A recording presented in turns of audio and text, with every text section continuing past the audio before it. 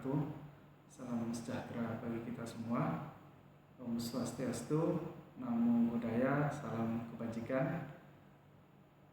Perkenalkan, nama saya Nur Abidin. Saya selaku dosen tetap program studi Teknik Informatika Fakultas Teknik Universitas Komarudin. Untuk saat ini saya telah mengikuti proses sertifikasi dosen gelombang 1 tahun 2025 yang diselenggarakan oleh Kemendikti-Saintek.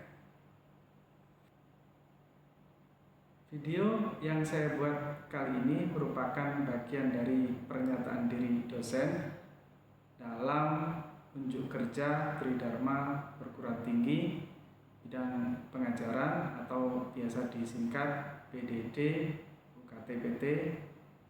Pada kesempatan kali ini saya akan memaparkan mata kuliah yang saya ampu, yakni mata kuliah Teori Bahasa dan Otomata, di mana mata kuliah ini merupakan mata kuliah wajib dengan kode mata kuliah IF 216242 dengan bobot SKS 3 SKS dan ditempuh pada semester 4 atau semester genap.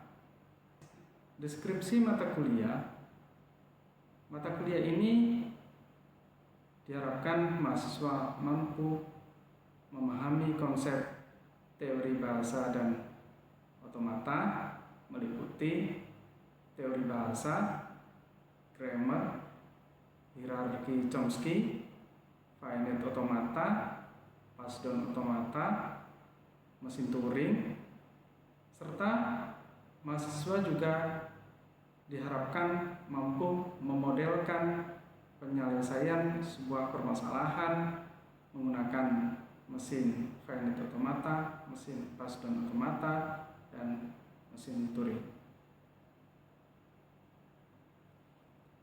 Bentuk pembelajaran pada mata kuliah ini yakni pemaparan materi, diskusi, tanya jawab dengan mahasiswa, kemudian metode yang digunakan yakni metode studi kasus, problem based learning, serta simulasi dengan tool simulator. Adapun model pembelajarannya menggunakan blended learning, yakni menggabungkan antara perkuliahan berbasis online atau daring dan perkuliahan tatap muka. Adapun CPL Prodi yang dibebankan pada mata kuliah ini, yakni mahasiswa diharapkan memiliki pengetahuan yang memadai terkait cara kerja sistem komputer dan mampu menerapkan atau menggunakan berbagai algoritma atau metode untuk memecahkan masalah pada suatu organisasi.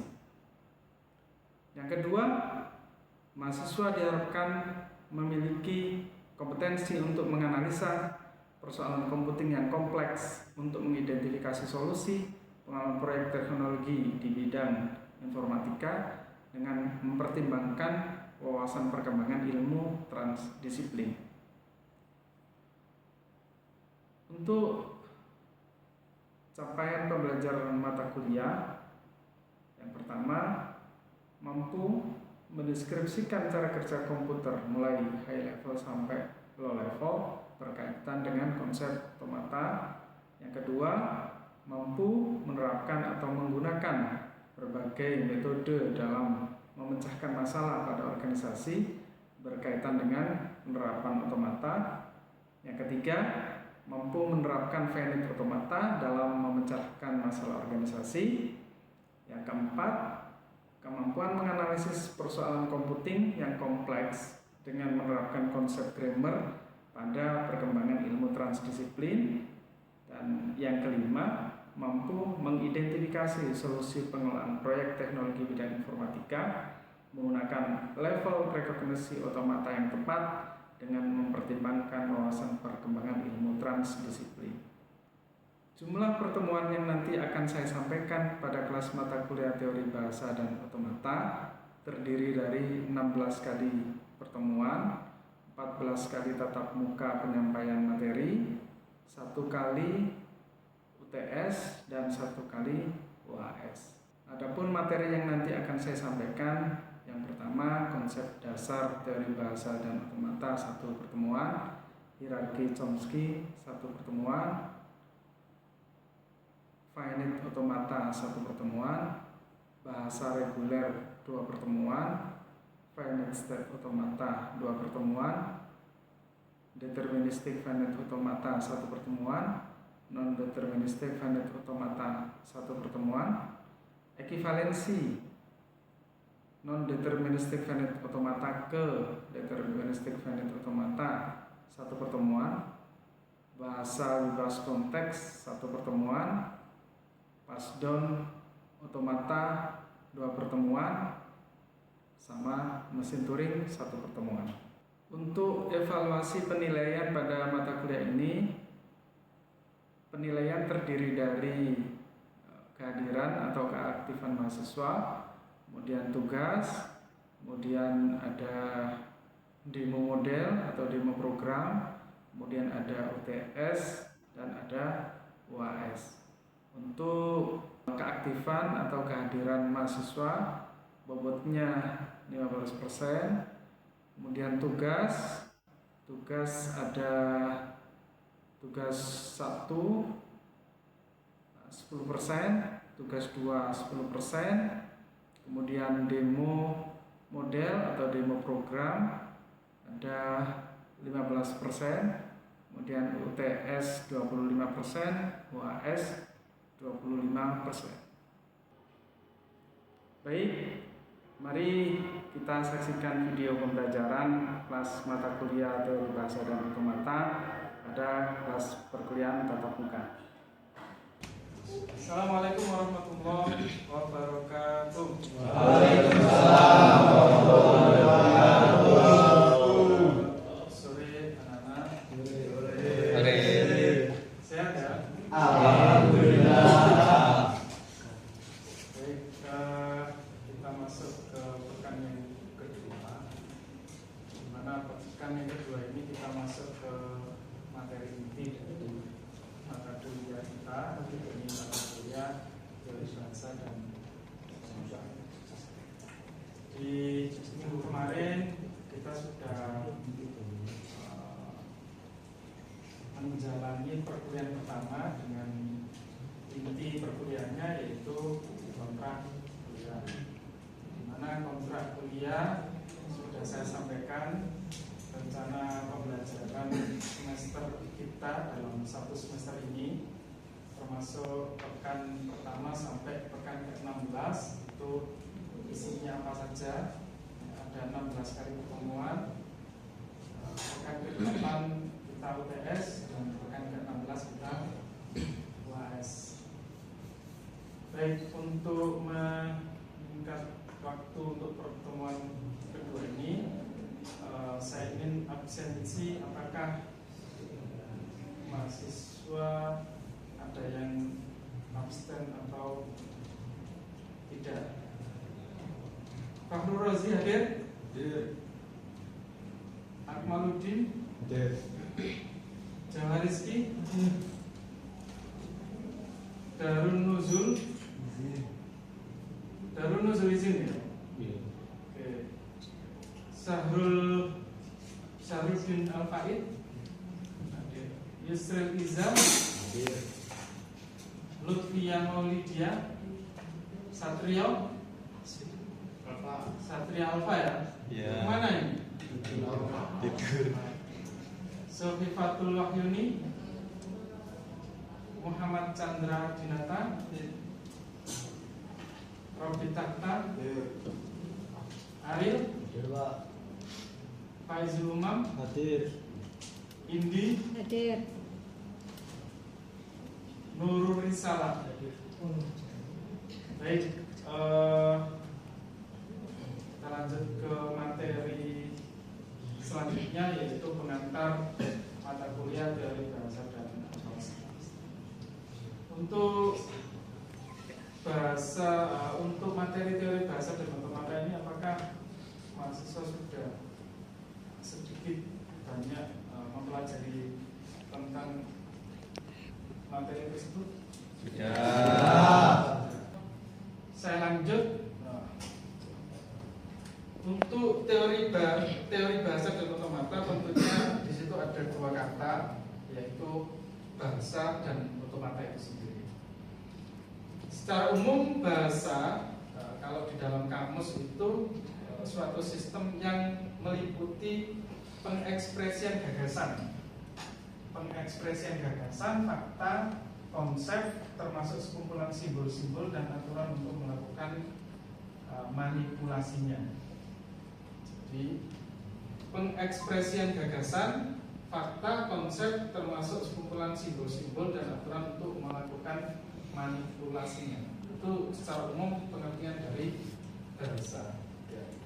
Kemudian bahasa bisa juga disebut sebagai rangkaian simbol yang memiliki makna atau memiliki arti.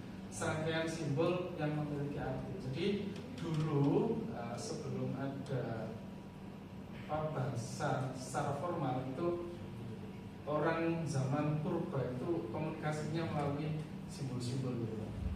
Mungkin sama juga pernah melihat materi ilmu pengetahuan sosial, ada sejarah gitu ya. Jadi orang-orang zaman dulu itu mereka mengekspresikan atau mengkomunikasikan dirinya itu diekspresikan lewat simbol-simbol. Itu pengertian bahasa secara umum. Nah, kalau di dalam dunia komputer ada yang namanya bahasa pemrograman. Nah, ini nanti teori bahasa dan otomata itu salah satu teori dan aplikasi yang digunakan untuk mempelajari bagaimana membuat sebuah bahasa pemrograman maupun memahami secara penuh apa itu bahasa pemrograman. Nah, bahasa pemrograman sendiri berkembang ya mulai zaman dulu sampai sekarang. Kalau zaman dulu belum ada bahasa pemrograman tingkat tinggi. Yang dimaksud dengan bahasa pemrograman tingkat tinggi itu bahasa yang bisa dimengerti antar sesama manusia. Jadi kalau saya ngomong, saya sama juga mengerti apa itu bahasa yang saya sampaikan ke sampean. Itu bahasa tingkat tinggi. Dulu sebelum ada bahasa tingkat tinggi itu bahasa tingkat menengah maupun tingkat rendah. Namanya bahasa mesin. Bahasa mesin itu hanya mengenal angka 01. Jadi kalau sampai pernah mempelajari atau mengambil mata kuliah sistem digital, itu kan ada konversi bilangan, termasuk konversi huruf, konversi string dan lain sebagainya. Jadi A itu ketika dikonversi dengan bilangan digital itu apa? Begitu juga dengan angka dan seterusnya. Itu bahasa tingkat rendah maupun tingkat menengah. Mereka nggak ngerti apa itu kata, apa itu kata saya lagi makan itu nggak ngerti. Mereka cuma ngertinya 0 dan 1. Nah, kalau bahasa tingkat tinggi perintahnya sudah tidak lagi 01. Kenapa kok tidak lagi 01? Karena itu sudah dieksekusi di level dasar. Sebenarnya masih menggunakan bahasa itu. Jadi komputer itu cara kerjanya juga masih itu, tetapi mereka bisa merepresentasikan kata-kata manusia, kemudian diinterpretasikan dengan bahasa mesin tadi sehingga komputer itu mengerti apa yang kita sampaikan. Jadi tetap meskipun bahasa tingkat rendah, bahasa tingkat menengah, bahasa tingkat tinggi itu ada dan mereka masih dipakai bersama-sama, termasuk bahasa tingkat mesin atau bahasa tingkat rendah.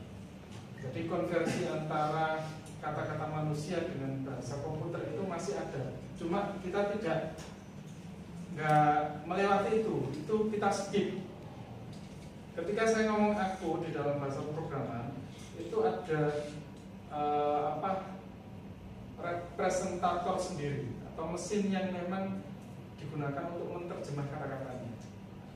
Nah itu nanti akan kita pelajari di teori bahasa otomata. Nah ini tadi yang sudah saya sampaikan ya. Jadi ada interpreter, ada penerjemah. Interpreter itu nanti dihandle oleh bahasa pemrograman. Jadi mereka punya interpreter sendiri. Jadi bahasa Java, bahasa PHP, bahasa bahasa pemrograman yang saya ketahui apa lagi? C++ dan sebagainya itu punya interpreter sendiri-sendiri. Ketika kita menggunakan keyword tertentu, maka bahasa pemrograman itu akan menghandle keyword yang kita inputkan dan menerjemahkan sesuai dengan kamus dari bahasa pemrograman itu sendiri. Nah, bagaimana cara bahasa pemrograman itu menginterpreter bahasa kita, kurang lebih anggapannya seperti ini. Jadi ketika ada sebuah program komputer yang diinputkan kata tertentu, ya, kemudian nanti akan dilakukan analisis, oleh lexical analyzer atau penganalisa leksikal, disekan, kemudian dianalisa sintaknya, nah, ini bahasa pemrograman, kemudian dianalisa semantiknya. Nah, setelah dianalisa, kemudian disintesa, disimpulkan.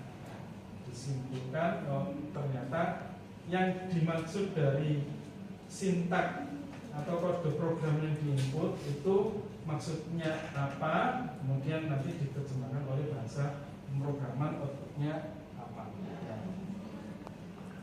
Paham ya? Oke, silakan dicatat baik-baik, nanti kita diskusi apa yang belum dipahami silakan nanti ditanya.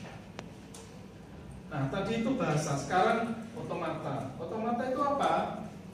Jadi otomata merupakan suatu sistem yang terdiri atas sejumlah berhingga state. Artinya state-nya itu ada selesainya. Kalau tidak berhingga itu kan berarti nggak selesai. Nah, kalau berhingga state berarti state-nya ada batasnya, di mana state itu menyatakan informasi mengenai input. Jadi yang membawa input itu state. Kalau ada 1000 kata, maka di situ ada 1000 state yang membawa kata-kata itu. Nah, kemudian nanti diolah di mesin otomata dan menghasilkan informasi apa yang nanti dihasilkan oleh bahasa pemrograman. Otomata juga dianggap sebagai mesin otomatis, bukan mesin fisik lah. Jadi otomata itu mesin otomatis, mesin abstrak. Bisa dalam arti model matematis, bukan model fisik. Model matematika dari suatu sistem yang menerima input dan menghasilkan output serta terdiri dari sejumlah binary state tadi. Nah, hubungannya apa antara bahasa dan otomata? Hubungan di antara bahasa dan otomata adalah bahasa dijadikan sebagai input oleh mesin otomata. Jadi bahasanya itu digunakan untuk input. Yang memproses input apa? Mesin otomata. Selanjutnya mesin otomata akan membuat keputusan yang mengindikasikan apakah input itu diterima atau tidak. Itu juga dengan nanti ketika sama praktek bahasa pemrograman, sama kok ternyata menginputkan kode tertentu atau tag tertentu atau keyword tertentu, bahasa pemrograman akan ngecek, oh ternyata keyword itu tidak dikenali, maka keyword akan menampilkan atau memparsing, mentrace. Ketika bahasa tidak dikenali, ya nanti akan menampilkan pesan kesalahan pada bahasa pemrograman. Misalnya kita memiliki sebuah mesin sederhana yang menerima input kata dalam bahasa Indonesia. Hal ini bisa kita lihat pada gambar berikut. Nah, jadi masing-masing state itu akan membawa sebuah kata. Contoh di situ ada 6 state, Q0 sampai Q5. Q0 sampai Q5 itu ada 6 state. Kemudian diawali oleh initial state Q0 sama diakhiri dengan final state. Nah, final state itu tandanya ada double lingkaran, yaitu final state. Kemudian Q3, Q4 itu final state. Nah, Q5 itu tidak final state karena di sini tidak double lingkaran. Nah, ada beberapa input bahasa yang dibawa oleh state. Input yang pertama A, Q0 ke Q1, Q1 ke Q2 D, Q2 ke Q3 A. Nah, karena dia berakhirnya di final state, otomatis mesin otomatanya menerima kata yang diinputkan melalui bahasa. Nah, kata yang diterima adalah ADA atau ada. Itu state Q0 sampai Q3. Kemudian ada Q0 sampai Q4. Q0 ke Q1A, Q1 ke Q2D, Q2 ke Q4 itu U. Maka itu bisa diterima karena dia sampai ke final state. Nah, kenapa kok Q5 itu tidak diterima? Karena Q5 bukan final state. Ya. Kata yang bisa diterima oleh mesin itu harus berakhir di final state. Kalau tidak sampai ke final state, otomatis tidak diterima kata-katanya atau inputnya tidak diterima oleh mesin otomatis. Nah, jadi kata yang diterima adalah ADA, ADU. Nah, yang ADD ini tidak diterima. Nah, kurang lebih contohnya seperti itu ya. Jadi konsep bahasa dan otomata. Bahasa itu inputnya, otomatanya itu model matematikanya dalam bentuk state. Nah, sampai sini ada yang ditanyakan? Barangkali nanti ya.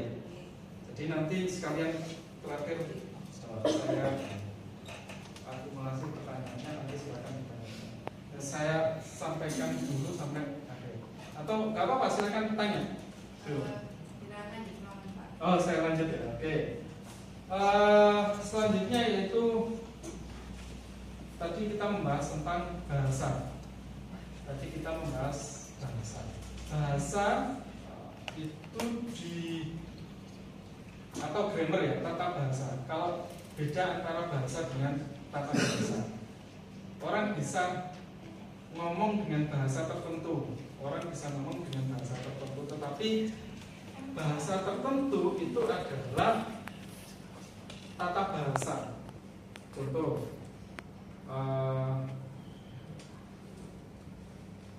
saya dengan aku itu pasti berbeda tata bahasa. Nah, begitu juga dengan bahasa pemrograman. Nah, jadi bahasa pemrograman yang satu dengan yang lain itu punya tata bahasa sendiri-sendiri, grammarnya sendiri-sendiri. Nah, kalau di sini tata bahasa itu didefinisikan secara formal sebagai kumpulan dari himpunan-himpunan variabel, simbol-simbol terminal, simbol awal yang dibatasi oleh aturan-aturan produksi. Nah, jadi tata bahasa itu kalau di sini didefinisikan secara formal sebagai kumpulan dari himpunan-himpunan variabel, simbol-simbol terminal, simbol awal yang dibatasi oleh aturan-aturan produksi. Baik, barangkali itu saja materi yang saya sampaikan. Silakan kalau ada yang perlu ditanyakan, saya persilakan. Silakan. Ya, dengan siapa? Suatu Wahyuni ya. Apa hubungan antara teori bahasa dan otomata dengan ilmu komputer yang umum? apa hubungan antara teori bahasa dan otomata dengan ilmu komputer umum. dengan ilmu komputer umum. Oke. Ini pertanyaannya sebenarnya sangat luas ya. Jadi kalau kita ngomong masalah tata bahasa sama otomata, itu hubungannya dengan bahasa pemrograman. Nah, kalau ilmu komputer itu banyak. Ya, ilmu komputer itu ada sistem informasi, ada informatika, ada apa lagi? Rekayasa perangkat lunak. Nah, itu bagian-bagian dari ilmu komputer. Nah, kalau kita ngomong masalah teori bahasa dan otomata, kita fokus ke bahasa pemrogramannya. Jadi karena kita kan informatika nanti banyak ke pengembangan aplikasinya. Bagaimana profil lulusan dari prodi informatika itu menjadi pengembang perangkat lunak baik yang mobile, web maupun bahasa pemrograman. Gitu ya, Pak Sobat. Ada yang lain lagi yang ingin bertanya? Ya, monggo. Dengan Mas siapa? Mas Leo. Leo, oke. Ya, ini Pak, ingin mempertanyakan tentang relevansi kehidupan nyata. Ini kan ilmu teori bahasa itu kan sederhananya ilmu yang bisa membuat sebuah bahasa pemrograman sendiri. Nah, di relevansi dunia nyata, apakah peluang kerja untuk pemrograman bahasa ini diperlukan gitu? Mengingat sudah ada bahasa yang lebih efektif gitu. Misal HTML, Java, PHP gitu. Hanya apakah ada relevansinya ketika nanti di dunia kerja itu berpengaruh, sangat berpengaruh. Karena secara tidak langsung ketika sampean mengimplementasikan bahasa pemrogramannya itu menyatu di dalam sebuah mesin, namanya itu tadi interpreter. Jadi bahasa pemrograman itu punya interpreter yang mengkoreksi sintak-sintak yang sampean inputkan. Kalau nanti sampean nggak paham sintak dari bahasa pemrograman ini itu mestinya apa, ya tentunya sampean tidak bisa mengembangkan sebuah aplikasi. Jadi secara teori dasar memang diajari, cuma nanti tidak langsung materi itu sampean gunakan, tetapi paling tidak sampean paham konsep bahasa pemrograman itu bahasa A itu struktur bahasa pemrogramannya bagaimana, bahasa B struktur bahasa pemrograman bagaimana, terus debugging gitu ya. Barangkali itu untuk pertemuan kita hari ini. Terima kasih. Kita lanjut minggu depan pekan ketiga. Untuk hari ini saya akhiri. Ihdinas siratal mustaqim. Wassalamualaikum warahmatullahi wabarakatuh.